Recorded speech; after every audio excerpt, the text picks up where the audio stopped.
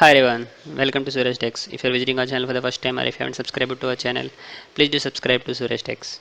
In our previous tutorial, we looked at HTML semantics, and in this tutorial, we will look at HTML entities. So, what do you mean by an HTML entities? We looked at many we looked at many tutorials till now regarding the HTML element. We placed so many elements. We looked at tables, we looked at anchor tag, we looked at lists and all the different elements, right? Have you ever come across a case where you want to display some special characters? For example, have you tried to keep a euro symbol? Got confused, right? Because euro symbol is not part of your keyboard, then how can you keep it inside your web application? So that's the question. And the solution for that is entities. If you using entities, you can provide some special symbols.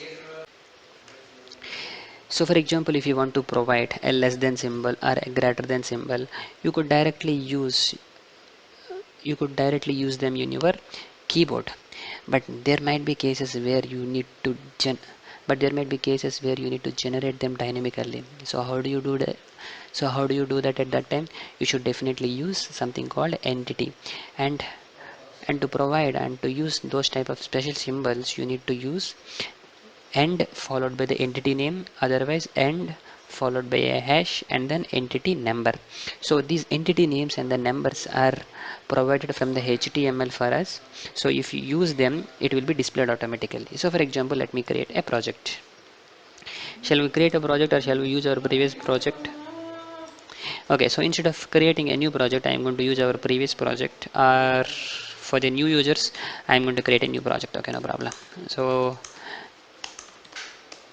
I'm going to keep a body.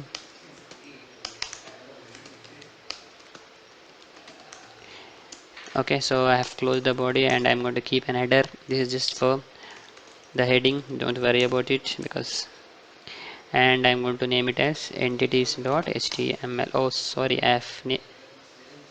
okay, great, it's an HTML page, that's great. Now let me open this project in Chrome. Entities.html, I'm going to open it with the Chrome. That's great, it is working now. As I said earlier, how to keep a euro symbol. So there should be we should def how to keep a euro symbol, we should definitely use something called an entity, right? So now let's use an entity to provide a euro symbol. So to provide a euro symbol, this okay, let me give a paragraph. This is so to provide euro symbol, followed by and followed by the entity name, and the entity name for a euro symbol is euro. Okay, you have to remember all these things, entity names and the entity numbers. You can't escape from here, you should definitely remember them. Now now if I refresh it, look at this. Okay, it's not working. EURO, and its entity name, I think we have to end it with semicolon. Let's check. Yes, it's working now. So you should definitely end it with a semicolon. When you end it with a semicolon, browser will understand that it's a kind of a entity. Now similarly to keep a copyright symbol, so how do you do that? This is for example, let me keep a copyright, and then entity name for the copyright is COPY. Okay, and I'm going to close the paragraph. Now if I refresh it, look at this. So this is a copyright symbol. Similarly, you can provide the trademark symbol, right? This is,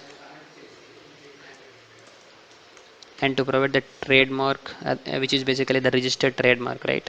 So to provide that, you can use this entity name. So here whatever I have provided till now, the euro, copy and register, the registered trademark. So these are all the entity names. Till now I haven't provided the entity numbers, because the entity number should be followed by and then a hash symbol, right? So I'll I'll be telling about that in some time. So for now we are just concentrating on the entity names. Okay, if I'm going to refresh it, so this is how it works. So entities are basically used to provide some special symbols in your web application. Now, as I said earlier, let's now see, for example, so I said this is an entity name. So now to provide an entity number, there is a special number for the trademark, and that number is 174. So how do we get this number? So these are all the predefined numbers in HTML. You just need to remember them.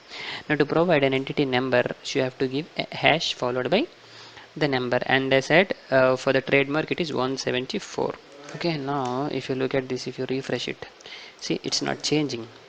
Similarly, let me provide some other symbol with the entity number. So this is, so let me provide pound symbol.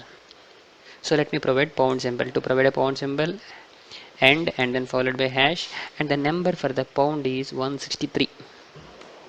163. Don't get confused with these numbers and all.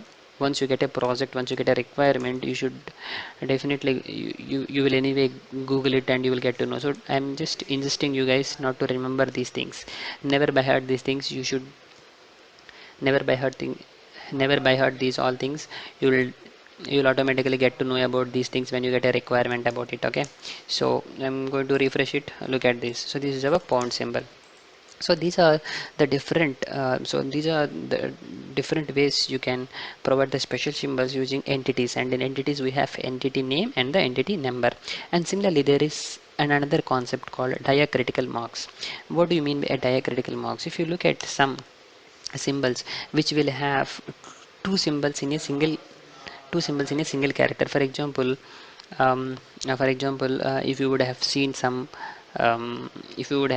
characters, they will have a glimpse symbol, or they will have a grave or acute symbols on top of a character. For example, look at this. um, so this is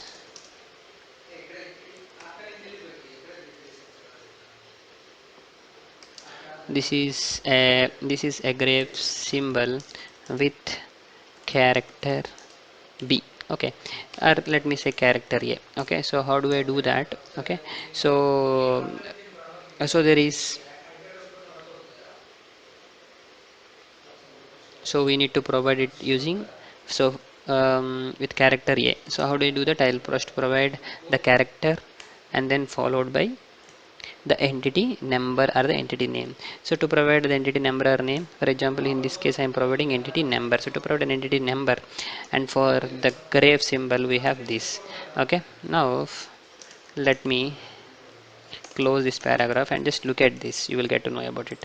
See here, if you look at here, so there is something on top of this A, so which is, this is called a grave symbol. Similarly there is some other symbol called acute symbol. So if you want to provide these type of characters which has two symbols in a single character, right? So these are called the diacritical marks.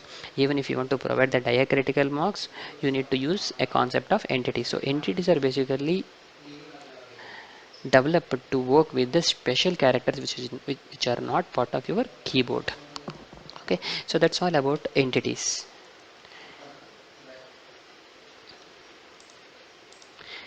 Okay, so and this is one more concept. For example, if you want to provide a space, for example look at this. So I have a paragraph. Okay, I am Suresh. So for example, if I'm giving 10 spaces here, okay, I have given so many spaces, right? And from here I'm going to start. I am YouTuber. Okay, if I close this and if I refresh it, what should happen? There should be a gap between this, right? Let's check whether it is going to be whether it is going to provide the gap or not. Look at this, there is no gap.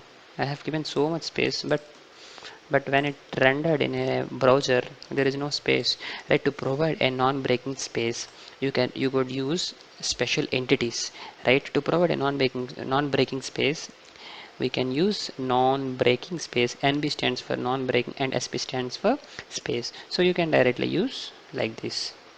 To provide a space specifically, you can say NB non-breaking SP. Okay, so let me copy paste so that we will get some breaks. Okay, so I have copy pasted many places. Now if I'm removing from here, that's all great. Now if I refresh it, look at, so look at this, so there is a space, so this is we so here we have given explicitly the space using an entity name called non-breaking space. Okay, and this is all about the diacritical marks which we had seen just now. Okay, so these are all about the HTML entities. Thank you so much. Please do subscribe to Suresh Tags.